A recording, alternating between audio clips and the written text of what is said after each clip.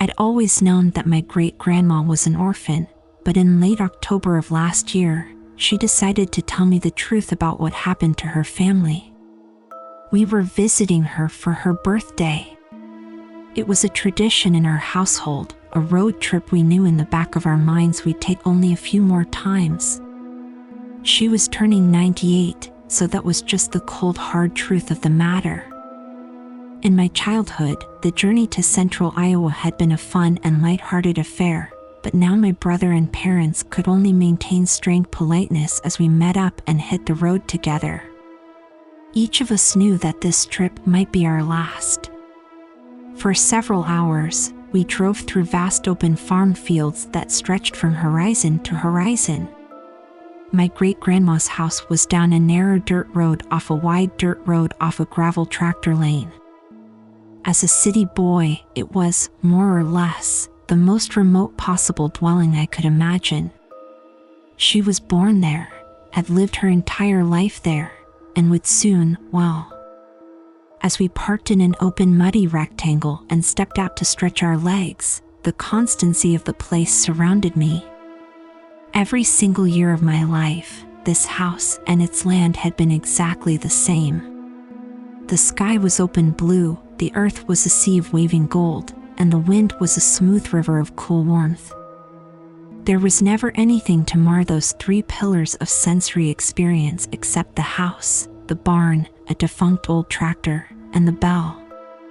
The bell was a simple thing raised high on an old metal crook. It sat out in the fields about a quarter mile from the house, serving as a measure of the wind.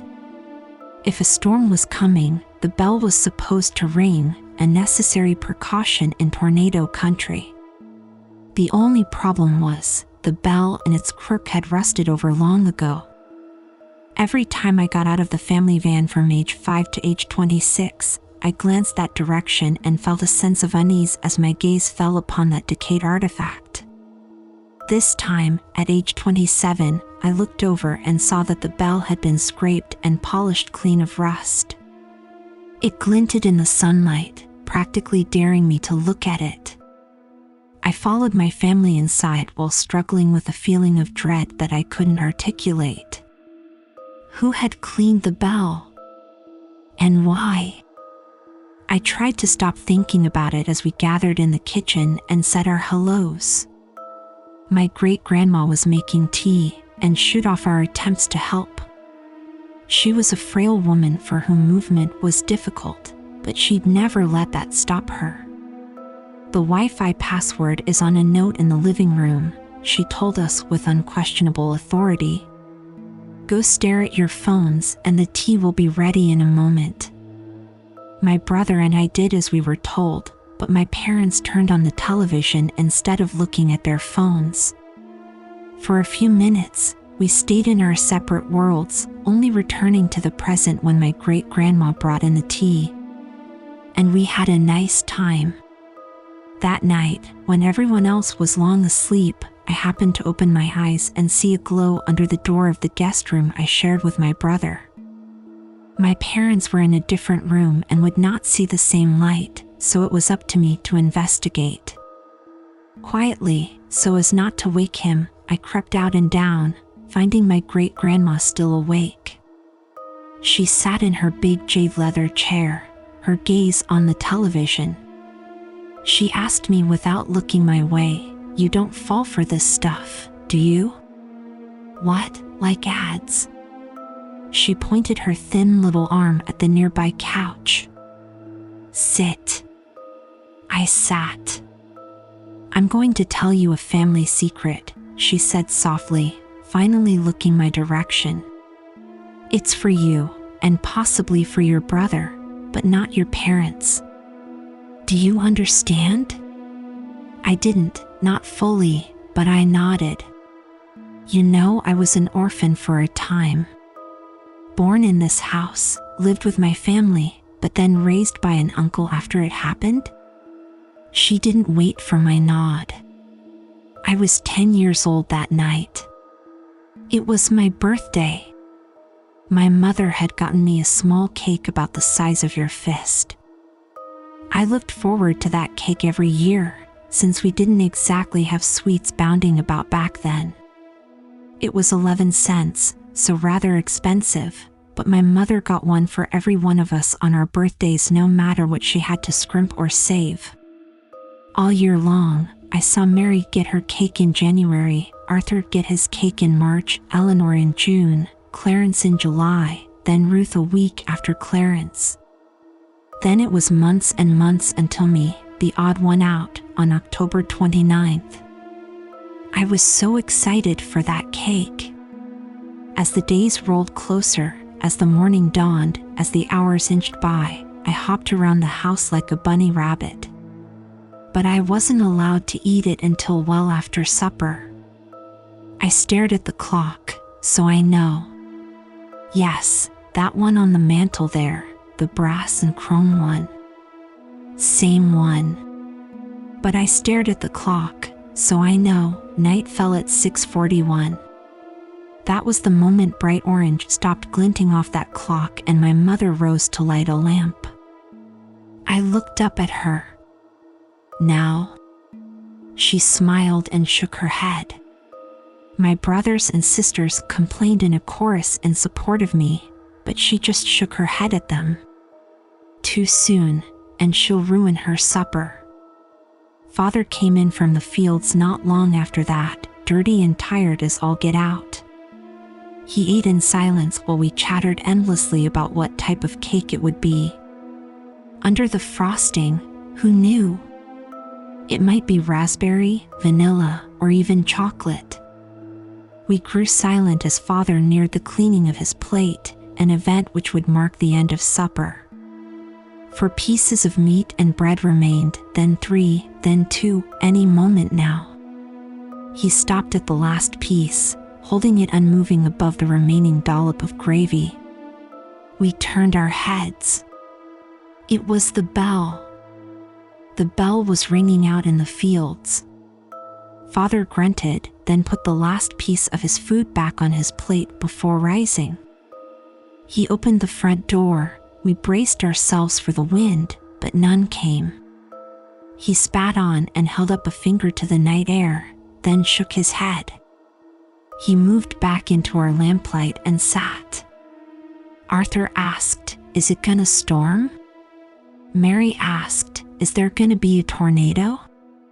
My mother shook her head, smiled at us, and told us not to worry. No wind meant no storm. But that bell kept ringing. My father dipped his last piece of food in the gravy and prepared to eat it despite the constantly ringing bell, but then sighed and put it back down. He motioned to Clarence. Clarence was the oldest, so he understood. He was nearly a man himself, and tying the bell would be no problem. He grabbed a candle, protected the flame with his hand, and headed out the open front door. My brothers and sisters and I piled up to the window. Opening it, we found nothing but absolutely still chilly air. We watched his little spot of light move out around the house and into the fields in the direction of the bell. The clanging metallic sound stopped, finally, and the candle's little flame hovered next to it for a solid minute. "Why is he taking so long to tie it?" Ruth asked. Eleanor suggested, "Maybe he's having trouble making a knot." Knots are tough. We watched for another minute or two before, and I know how this sounds, the little flame in the distance began to rise. Slowly, smoothly, straight up. We followed it with our eyes, exclaiming the entire time as it moved out of sight beyond the roof overhang. The bell began ringing again. "His knot must have come loose," Arthur said. Our parents came to look at our insistence, but there was nothing to see by then. Father motioned to Arthur. Happy to help out, Arthur grabbed a full lamp rather than a candle. He hurried out the front door, around the house, and into the fields while we watched from the window. The lamp was easier to see, and we were absolutely certain he reached the crook. As the lamplight hovered there, the bell stopped ringing. At that point, we had no reason to think anything was amiss. Maybe the wind had just blown a wisp of burning candle string up into the sky and Clarence had gotten lost in the dark. He would see the lamplight, find Arthur, and they would both come back. The rising little flame we'd seen had just been a fluke. Only problem was, staring out into the autumn night, we still felt no wind at all. We stared at that unmoving light for a strangely long period of time. What was he doing out there? Was he calling for his brother? Why couldn't we hear him, if so? Our parents looked away for a moment, and in that instant, the lamp went out. We children bleated, but by the time they glanced back, there was nothing to see. There was only darkness. The bell began ringing again. My father began grumbling, but there were no more sons to send outside. He narrowed his eyes with thought, then handed Ruth, the oldest girl among us, our main lamp. Our mother laughed. "Ruth, be a dear and go find your silly brothers." Ruth was a little hesitant, but she accepted the lamp. Leaving us in darkness without it, she headed out around the house and into the fields. This lamp was brighter, and we could actually see her carrying hand and her white pajamas in a small lit halo. On the way there, she regularly called out, "Clarence. Arthur, you two lost?" About halfway to where the other two lights had stopped, her calls went instantly silent mid-sentence. "Clarence. Arth." It wasn't that she'd given up yelling. The sound reaching us had simply stopped completely. We could still see her carrying the lamp, still see her hand and pajamas, still see her turning this way and that. She even raised the house lamp near her face and we saw her shouting into the darkness. We just didn't hear anything, nothing except that constantly clanging bell, growing faster in pace and louder in urgency. Mary, Eleanor, and I looked up at our parents with fearful gazes. My father shook his head, speaking for the first time that night. "So there's wind out there after all. The air is like a river inside an ocean. It's moving fast out there, carrying her voice away. But we can't feel it here." My mother seemed worried, but she nodded and accepted that. We saw her accepting it, so we gulped and believed it, too. We all glued our eyes to that open window. Ruth reached the bell, and, in that stronger light, it entered our view and moving at the exact same time we heard it stop ringing. Ruth looked this way and that, clearly concerned. She seemed to silently yell a time or two before moving closer to the motionless bell. A half-tied rope hung from the crook, an indication that someone had attempted to tie it, but we couldn't see Clarence or Arthur anywhere near her. She put the lamp down on the ground to free her hands for tying the rope the rest of the way, but that mostly hid the light among the low-lying recently harvested stalks. We waited, breaths held. The air held in my lungs started to burn. At long last, we were forced to breathe again. Ruth's light continued to sit there, barely visible between the broken plants. "What's taking so long?" Mary asked. Eleanor said, "I hope she's all right." Father told us, "She's fine. Damn kids are just playing a game with us." Our mother nodded in agreement. "Eleanor, go fetch your sister, will you?" Eleanor shook her head. "No way. It's scary out there. It's just a game. You're not playing a game with us, too, are you?" "No," Eleanor gulped. "Then go get your sister and brothers. Tell them to come back in." It was pitch black out there, and almost the same inside with us, save for one lone candle. Trembling, Eleanor took our last candle and crept out into the night, scooting along the side of the house to stay as close to us as possible. Shakily, she called, "Ruth? Arthur? Clarence? This isn't funny anymore." Now it was we who sat in the dark. As Eleanor began to move further away with the last of our light, we tensed. Father eyed the open front door, and Mother softly moved to close and latch it. I wondered what they meant by that move, because how were the others supposed to get back in? But I suppose they'd unlatch it if anyone came back and knocked. Mother moved away from us in search of more candles. Through it all, the bell kept ringing out in the dark. Increasingly scared, I held Mary's hand tightly and yelled up a window, "Be careful, Ellie."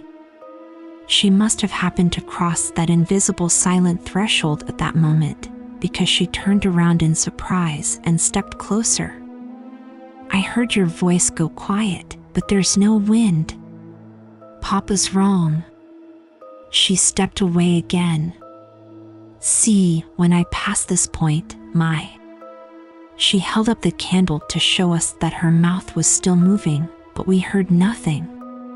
Come to think of it, her hair wasn't moving, and we hadn't seen Ruth's pajamas billowing in any wind. I asked Father, "What's doing that? What's making it quiet out there?" "It's just a game," Father insisted. "They're all lying. She's just pretending to make noise so it looks like she's being silenced." Eleanor reached the bell. Father's grip on my shoulder squeezed to nearly painful. She reached down for the lamp Ruth had left, lifting it with one hand and holding the candle with the other. She approached the clanging bell. "See?" Mary whispered to Father. "The candle's not going out even though she's not protecting the flame. There's no wind out there." "But the bell is ringing," he said gruffly. "So there is wind."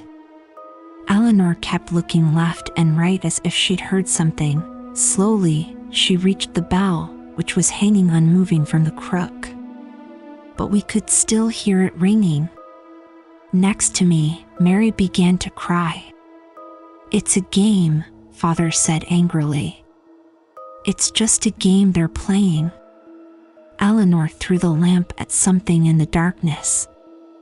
We saw the lamp crash, shatter, and go dark, but heard nothing.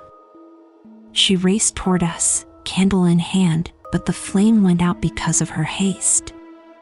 We waited to hear her approaching or screaming, but nothing followed. The bell continued to clang. We waited in terrified silence. Mother returned with a candle for each of us, and we sat vigil at the window. Nothing and no one moved. For hours, the bell clanged without wind.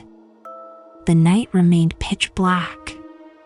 The bell clanged and clanged and clanged, driving deeper into our ears with each passing minute.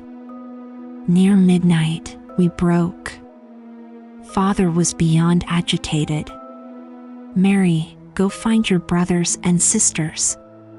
"No," she cried. "I'm not going out there." Mother glared at her.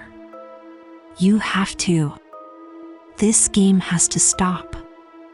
Urged on by both of them, Mary burst into tears and climbed out the window. Holding her small candle, she inched out into the fields. Her sobs went quiet as she passed that same point out in the darkness. Her flame reached the bell, and the ringing stopped. Her flame snuffed out.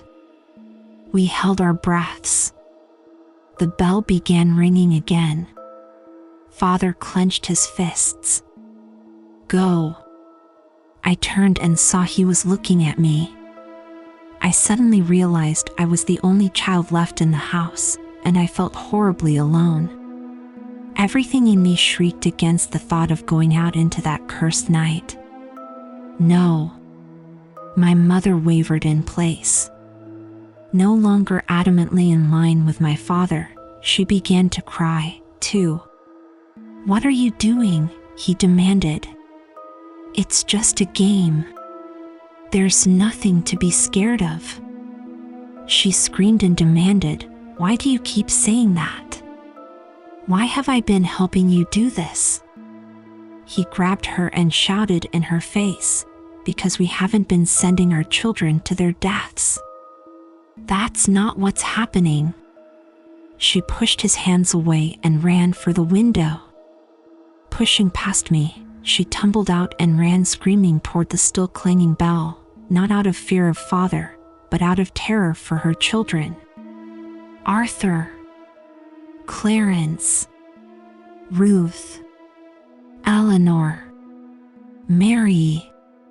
"For God's sake, where are you?" He growled and leapt out after her, yelling, "We didn't kill them. Everything is fine." They both continued shouting until they passed that point in the dark, and all went silent. Except for the bell. Twice more, it stopped ringing, and twice more, it began again. In panic and terror beyond reason, I closed and latched the window and pushed all of the furniture against every entry to the house. I curled in a cupboard holding the last candle up to my face as it slowly melted its way down toward my fingers. I was alone. Somehow, I was alone. We'd all seen the danger and stared right at it as it happened, but one by one they'd all gone out there anyway. I'd been surrounded by a full band of siblings my entire life, and now I was completely and utterly alone in a house in the middle of nowhere. By the length of my candle, it was 3 a.m. when the knock came at the door. I trembled, but did not make a sound. The knock sounded again 40 heartbeats later. It was louder this time. I shook, holding my candle tight. The third knock was more like a tremendous crash or kick, and I heard the door explode inward. 60 heartbeats of silence passed, and then the floorboards creaked. Something in me told me to put out my candle for fear of it being seen through the cracks in the cupboard, but I didn't dare. Not darkness. I couldn't handle darkness. I would scream if I did, so I kept it lit. Slow, quiet steps moved through the house. Whoever it was seemed to be pausing and listening at times. At others, they would rush forward to a random spot in a sudden frenzy and then stop abruptly. For 100 heartbeats after that, the bell began ringing again. But this time, it rang from inside the house. It rang from the kitchen. It rang from near the bed. It rang outside my cupboard. Clang, 10 feet away, clang, 5 feet away, clang, right up against the cupboard door. And then it opened. I sat expectantly, mouth open and eyes wide, as I waited for my great-grandmother to continue. After a bit, I realized that was it. "But what did you see?" She shook her head. "That's not the point. I'm here, so obviously I survived, and a young man like you doesn't need to know what horrors walk this world outside the paved cities of man." Gulping, I asked, "You're not just pulling my leg? This really happened?" "Yes." Her gaze went distant by television light. "But here's what I want to tell you, and what you should tell your brother. The thing that opened that cupboard door and stared at me from the dark, the thing that hoped to wait out my candle before the coming of dawn, had a bell tied to one of its teeth with a blood-soaked rag, such that it would clang when its mouth was opened for hunting. Somehow, some way, some heroic poor soul managed to tie a warning bell to that thing before they died. We heard that warning bell all night long, and yet my entire family walked out there one by one. We didn't listen because we didn't want to listen. My father knew what he was doing halfway through, but he didn't want to accept what he'd already done, so he did even worse to continue living the lie. I narrowed my eyes. What are you saying? She grabbed my hand briefly. Fear will tell you to put your candle out, but your head will tell you to keep it lit. Don't give in to fear. You keep it lit, you'll get through this. Turning my head, I became aware of a sound in the distance. Is that the bell? I was so caught up I didn't notice. How long has that been ringing? She just clenched her fist and turned back to the television.